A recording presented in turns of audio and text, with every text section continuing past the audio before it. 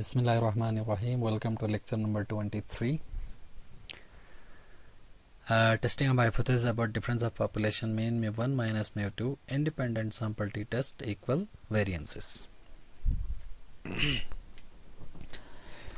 Dear student, lecture number 22 के अंदर हमने डिस्कस किया था और एक एग्जांपल को हमने सॉल्व किया था कि testing of hypothesis about difference of population mean independent sample t test के लिए ही किया था, लेकिन वहाँ पर अनइक्वल वेरिएंसेस के लिए किया था। वहाँ पर आपके पास जो वेरिएंसेस थे वो दोनों पॉपुलेशन के वेरिएंसेस अनइक्वल थे। अब हमने यहाँ पे ऐसे दो पॉपुलेशन के मीन को कंपेयर करना है, ऐसे दो पॉपुलेशन के मीन को हमने टेस्ट करना है कि जिनका पहले पॉपुलेशन का भी और दूसरे पॉपुलेशन का भी जो वेरिएंस है, जो वेरिएशंस है उनके अंदर वो क्या है, सेम है। ठीक है, तो इसको मज़ीद लेंथी किए बगैर हम डायरेक्ट जो है ना एक एग्जांपल के ऊपर आते हैं और उस एग्जांपल को हम इन्हीं 6 स्टेप से गुजारते हुए हम इसको सॉल्व करते हैं और फिर आपको जो है ना हम इसको मज़ीद जो है ना इसको अच्छे तरीके से समझने की कोशिश करेंगे। तो एग्जांपल है हमारे पास, डस राइट और left handedness affect how fast people type. आपसे ये पूछा जा रहा है कि कुछ लोग मिसाल के तौर पर होता है जो अपने राइट हैंडेड होते हैं, राइट हैंड को यूज़ करते हैं, कुछ लेफ्ट हैंडेड होता है वो अपने लेफ्ट हैंड यूज़ करते हैं, तो उसका टाइपिंग स्पीड के ऊपर क्या फ़र्क पड़ता है, कोई इफेक्ट है या नहीं है। यानी ये पूछा है कि जो राइट हैंड वाले हैं उनकी टाइपिंग स्पीड अच्छी है, मतलब तेज़ है, फास्ट है, या जो लेफ्ट हैंड वाले हैं उनकी फास्ट है या बराबर है, नहीं है, ये आपसे पूछ रहे हैं। Random sample of students from typing class are given a typing speed test. इसको देखने के लिए क्या किया जी, कुछ स्टूडेंट्स को जो है ना रैंडमली सिलेक्ट किया और उनसे एक टाइपिंग टेस्ट लिया गया वर्ड पर मिनट में। In the results are compared, फिर उस रिजल्ट्स को कंपेयर किया गया। Significance level for the test is 0.10 और वहाँ पर लेवल ऑफ सिग्निफिकेंस क्या लिया है, यहाँ पर 0.10 लिया है। अब जो उन्होंने मिसाल के तौर पर जो लिया था बच्चे, उसमें जो राइट हैंड थे, राइट हैंड वाले 16 बच्चों को लिया, उनका जो एवरेज एक्स बार आया, मीन आया वो 55.8 आया और उनका जो एस आया स्टैंडर्ड डेविएशन वो 5.7 आया। और इसी तरह दूसरा जो लेफ्ट हैंडेड है उन्हें वो जो है ना 9 स्टूडेंट्स लिए, उनकी जो एवरेज है वो 59.3 आया और उनकी जो स्टैंडर्ड डेविएशन है वो 4 पॉइंट समथिंग आया। ठीक है, 4.3। इस बेस पे हमने देखना है कि क्या लेफ्ट हैंड और राइट हैंडेडनेस जो है बच्चे हैं उनका टाइपिंग स्पीड पे फ़र्क पड़ता है या नहीं पड़ता है। ठीक, तो जैसे मैंने पहले भी कहा है, कई बार कहा है कि इसमें सबसे जो क्रूशियल, जो सबसे मुश्किल जो आपका काम होता है ना, इसमें फार्मूलेशन ऑफ हाइपोथेसिस होता है, हाइपोथेसिस को बनाना। तो इस क्वेश्चंस में आप देखो यहाँ पे आपको क्लियर कट बता रहा है, जैसे पहले क्वेश्चंस में भी हर क्वेश्चंस के अंदर होता है, आपको एक इशारा दे रहे होता है, ठीक है ना, उससे आपने समझना है कि ये चीज़ है, मेन चीज़ यहाँ पर ये बता रहा है। ठीक है ना, ये जो मैंने अभी आपको फोल्ड किया है, राइट हैंड और लेफ्ट हैंड। अब देखो हमारा माइंड क्या कहता है, ठीक है ना, मेरे ख्याल में कभी किसी का माइंड, हमारा माइंड ये नहीं कहेगा कि राइट हैंड वाले जो है ना वो उनकी स्पीड तेज़ है as compare to left handed, या लेफ्ट हैंडेड की तेज़ है as compare to right handed. ठीक है ना, हम यही कह सकते हैं कि दोनों में कोई फ़र्क नहीं है, हम यही कह सकते हैं दोनों में फ़र्क है। ठीक है ना, ज़्यादा और कम का हम यहाँ पर नहीं कह सकते, क्योंकि हमारे सामने आप देखो, आपको दुनिया में हज़ार ऐसे जो है ना एक एग्जांपल्स मिलेंगे जिसमें हर काम के लिए, सिर्फ टाइपिंग की बात नहीं कर रहा, हर काम के लिए लेफ्ट हैंडेड वाले बड़े तेज़ होते हैं।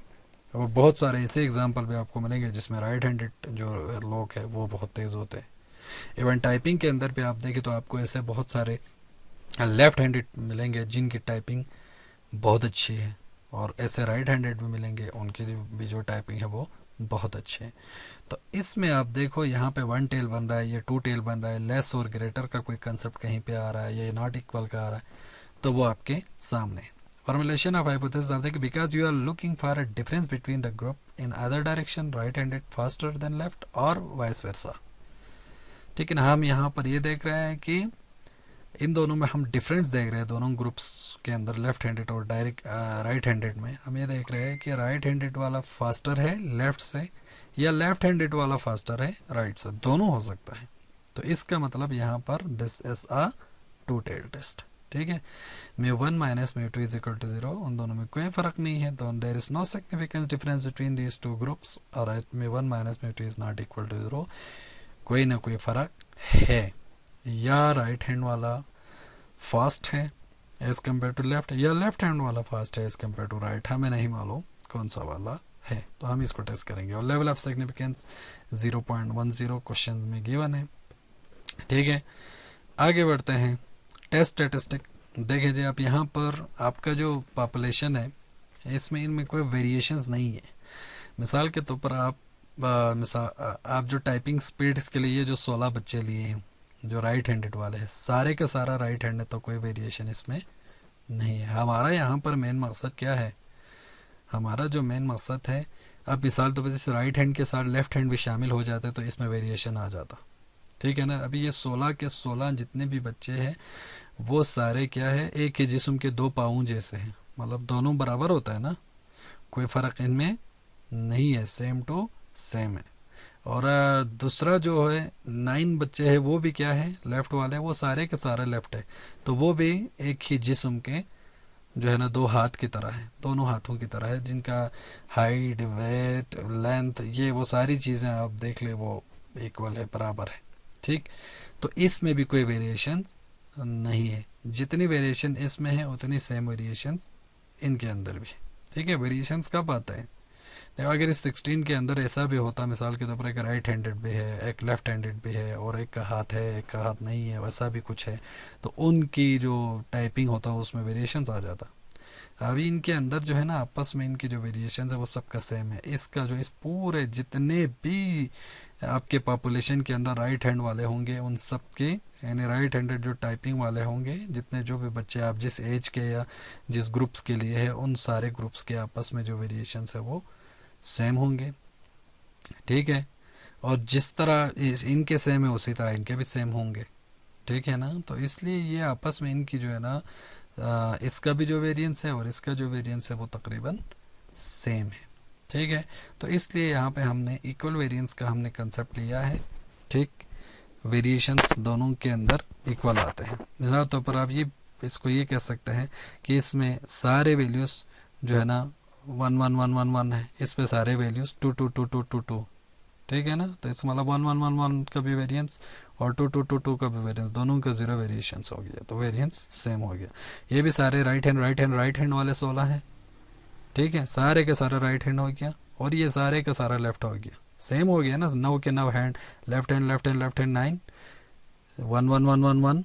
इसी तरह ये राइट हैंड 9 राइट हैंड 16, तो ये सेम टू सेम हो गया। तो इसका मतलब sigma 1 square is equal to sigma 2 square, यहाँ पे इक्वल वेरिएंस हो गया। तो इस तरीके से आपने समझना है कि इक्वल वेरिएंस और अनइक्वल वेरिएंस का क्या जो है ना वो कंसेप्ट है। ठीक हो गया, क्लियर है। अब यहाँ पर आप देखते हैं जब अनइक्वल वेरिएंस का आपको पता चल गया तो independent sample t test for equal variance के लिए ये वाला फार्मूला लगेगा, x1 बार माइनस x2 बार μ1 माइनस μ2, ये तो वही सेम है। नीचे थोड़ा डिफरेंस आ जाएगा, 1/SP square root of 1/n1 plus 1/n2।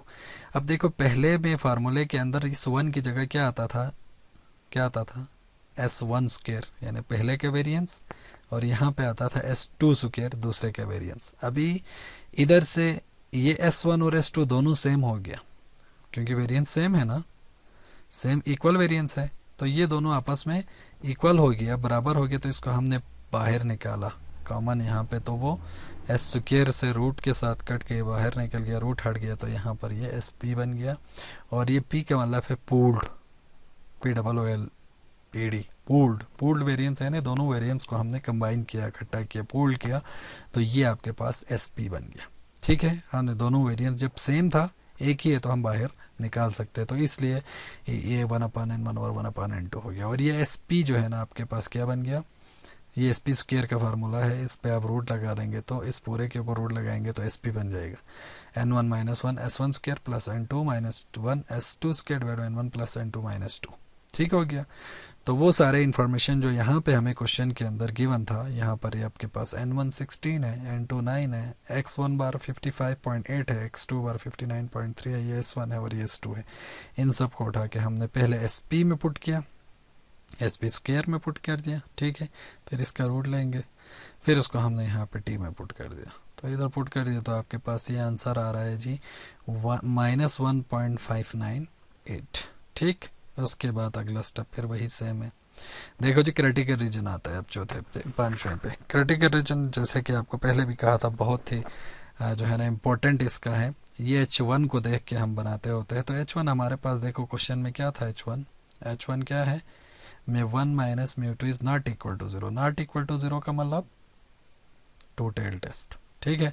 और टू टेल के लिए क्रिटिकल रीजन हमारे पास क्या बनेगा, t calculated value is less than or equal to minus t table value, और t calculated value is greater than or equal to t table value.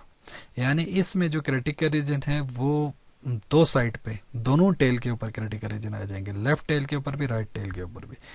ये वाला जो रीजन है और से पहले वाला, ये t calculated value is less than and equal to minus t table value, ये आपके पास लेफ्ट साइड वाला रिजेक्शन रीजन या क्रिटिकल रीजन है। और ये वाली जो वैल्यू है वो आपके पास राइट साइड वाला रिजेक्शन रीजन है। यानी लेफ्ट पे आ जाए या राइट पे आ जाए, इसने हर हाल में रिजेक्ट होना है, और अगर दोनों में ना आए तो फिर एक्सेप्ट होना है, ठीक है। तो आप देखते हैं T calculated value is less then minus t table value में अल्फा 0.0110, ये लेवल ऑफ सिग्निफिकेंस हो गया, इंटू 23। अब ये 23 कैसे आया, n1 प्लस n2 माइनस 2। अब n1 क्या था आपके पास 16 प्लस n2 9, 25 हो गया, माइनस 2 23। तो ये आपके पास 23 आ गया, और इधर भी वही हमने पुट कर दिया, ठीक है। अब इसको हम देखेंगे टेबल में। अब देखो कहाँ देखेंगे टेबल में, जैसे पहले लेक्चर में मैंने कहा था, कौन सा टेस्ट है ये, टू टेल। तो ये level of significance for one tail test है ऊपर वाला, और ये नीचे वाले जो वैल्यूज दिया हुआ है वो level of significance for two tail test है, ठीक है। अब इस टू टेल के अंदर आप देख लें, ठीक है ना, मैं इसको थोड़ा सा बड़ा कर देता हूँ आपको फिर समझने में आसानी हो। जैसे ये है, इसको आप देखें, कहाँ देखना था हमने, 0.10 की 23 में, 0.10 की 23 टू टेल टेस्ट, ये टू टेल 0.10 और इसकी 23 में, यहाँ नीचे आओ ये 20 हो गया, 21 22 23। ये देखो ये 23 है इसके सामने, और ये टू टेल का, ठीक है, 0.10, ये इधर नहीं जाना है, 0.10 ये वाला नहीं है, ठीक है, ये फर्स्ट कॉलम ये वाला नहीं है, ये वाला 0.10 जो है ना वो वन टेल के लिए। अभी हमारा टेस्ट जो है ना वो टू टेल का है, तो ये टू टेल के लिए ये नीचे वाला है, तो ये आ गया आपके पास 0.10। इसके नीचे हम देखेंगे 23 में, 23 के सामने आ रहा है 1.714। इस वैल्यू को हम यहाँ लिखेंगे, देखो 1.714, ये माइनस था तो ये माइनस 1.714, और ये प्लस था तो ये प्लस 1.714। ये दो टेबल वैल्यू, एक ये टेबल वैल्यू आ गया वही टेबल की जगह, और एक ये टी टेबल की जगह आ गया, ठीक है। और ये -1.598, ये तो हमने अभी कैलकुलेट किया था यहाँ पर, -1.598, ये कि हमारे पास कैलकुलेटेड वैल्यू आ गया, ठीक। अब इसको देखते हैं, कंपेयर करते हैं। बीच में लफ्ज और है, आप देखो यहाँ पर आपके पास है और, क्या है, और और का मतलब या ये ट्रू हो या ये ट्रू हो, और तो रिजेक्ट करना है, ठीक है। दोनों ट्रू रिजेक्ट, दोनों में से एक भी ट्रू रिजेक्ट, दोनों फॉल्स तब हमने एक्सेप्ट करना है। तो अब देखते हैं, -1.598 is less than and equal to -1.714, सही है या गलत है, मुझे बताओ, शाबाश। -1.5 लेस है क्या -1.7 से? आपको ये पता होना चाहिए, माइनस में जितने वैल्यूज बड़ी होती जाते हैं उतने वो छोटा होता है। जैसे -5 जो है ना वो -3 से छोटी वैल्यू है, ठीक है ना। -100 -1 से छोटी वैल्यू है, ठीक। तो इसी तरह -1.5 और ये -1.7, तो ये बड़ी है ये छोटी है, तो यहाँ पे ये छोटी है कह रहा है, इसका मतलब ये ट्रू नहीं है ना, फॉल्स है, -1.5 इज ग्रेटर देन -1.7 आना चाहिए था, लेकिन यहाँ पर लेस आया है, तो ये ट्रू नहीं है, मतलब इस रीजन में तो ये नहीं आ रहा है, यहाँ से तो एक्सेप्ट हो रहा है। इधर देखते हैं, इधर भी ट्रू नहीं हुआ तो फिर हम एक्सेप्ट करेंगे। -1.598 इज ग्रेटर देन -1.7। देखे जी क्या है, -1.5 इज ग्रेटर देन -1.7। सही है ना, बज़ाहिर तो ये छोटी है, लेकिन माइनस, ओ ये प्लस है, ये भी ज़रा जहन में रखें। -1.5 इज ग्रेटर देन 1.+1.714, तो ये भी गलत है, तो ये भी गलत हो गया और ये भी गलत हो गया, मतलब ना इधर फॉल कर रहा है ना इधर फॉल कर रहा है, तो ये क्रिटिकल रीजन में फॉल ही नहीं कर रहा। तो कंक्लूजन लिखेंगे, since calculated value of T does not fall into critical reason, ठीक है ना, नहीं कर रहा था ना, दोनों रॉन्ग हो रहा था। So we accept our null hypothesis. अब नल हाइपोथेसिस को एक्सेप्ट करेंगे। क्या है नल हाइपोथेसिस, में 1 माइनस में 2 इज इक्वल टू 0, दोनों में कोई फ़र्क नहीं है, लेफ्ट हैंडेड हो या राइट हैंडेड हो, उनकी टाइपिंग में कोई फ़र्क नहीं है। Null hypothesis and conclude that there is no significant difference between right और लेफ्ट हैंडेडनेस। राइट और left handedness does not affect the typing speed. वो राइट हैंडेड हो या वो लेफ्ट हैंडेड हो, उनका उसका जो है ना टाइपिंग स्पीड पे कोई फ़र्क नहीं पड़ता।